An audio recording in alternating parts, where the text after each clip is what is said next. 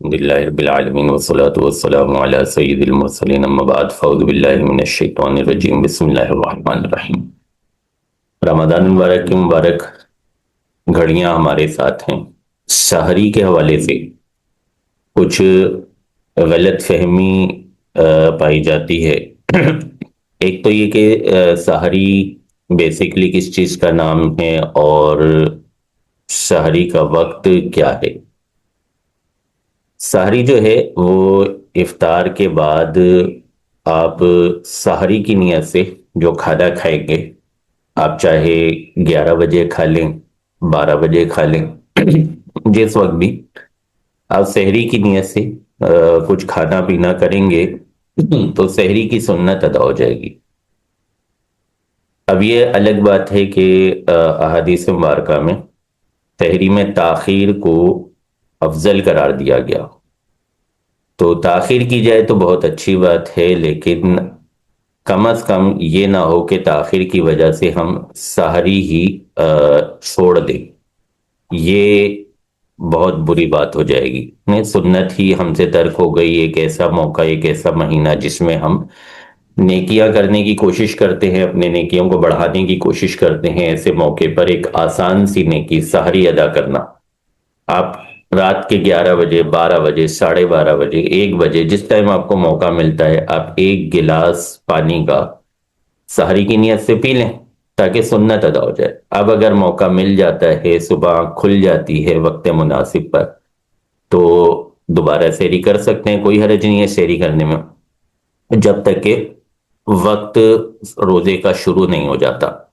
مستحب وقت نکالنے کے لیے علماء نے یہ انداز بیان کیا کہ آپ رات کے 6 حصے کر لیں۔ مثال کے طور پہ 5:30 بجے افطار ہو رہی ہے اور 5:30 بجے سحری کا وقت ختم ہو رہا ہے، تو یہ 12 گھنٹے کا وقت بنا۔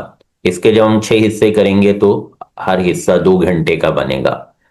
اب جو سحری کا وقت تھا وہ 5:30 تھا، 2 گھنٹے اس میں سے کم کریں گے تو 3:30، یعنی 3:30 بجے اگر ہم سحری کریں گے تو سحری بھی ہو جائے گی، اور تاخیر کا جو حکم حدیث مبارکہ میں دیا گیا اس تاخیر کے حکم پر بھی عمل ہو جائے گا، حدیث پر بھی عمل کا ثواب مل جائے گا، سنت سحری ادا کرنے کا ثواب بھی مل جائے گا۔ اور بہرحال مقصود بیسیکلی یہ ہے۔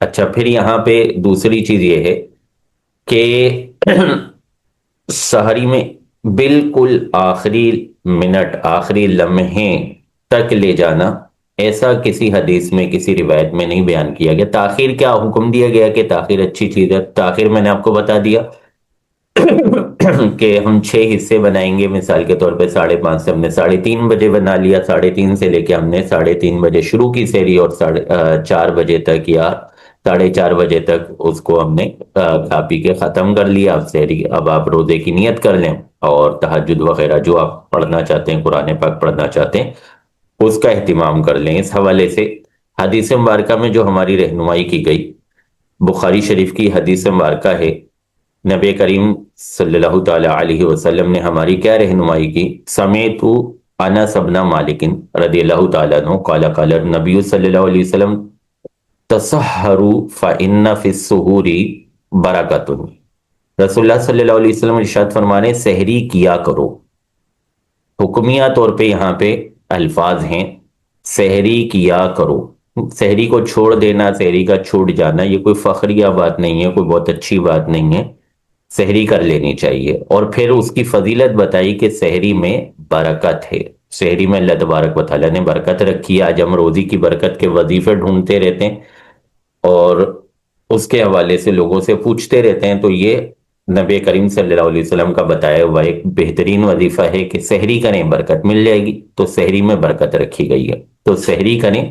جو غلط فہمیاں ہیں دو ہیں یہاں پہ جو میں نے آپ کے سامنے بیان کی۔ ایک تو یہ کہ آپ رات میں 11 بجے، 12 بجے جس وقت سونے لگتے ہیں یا سو کے آپ کی آنکھ کھلتی ہے، آپ ایک گلاس پانی کا سحری کی نیت سے پی لیں تو آپ اس سحری کی سنت کو چھوڑنے سے بچ جائیں گے۔ اب اگر آپ کی آنکھ اس وقت کھل جاتی ہے جس وقت آپ کے گھر میں اہتمام کیا جاتا ہے باقاعدہ سحری کا، تو اس وقت مزید اس کو آپ سحری کر لیں اور اب روزے کی نیت کر لیں۔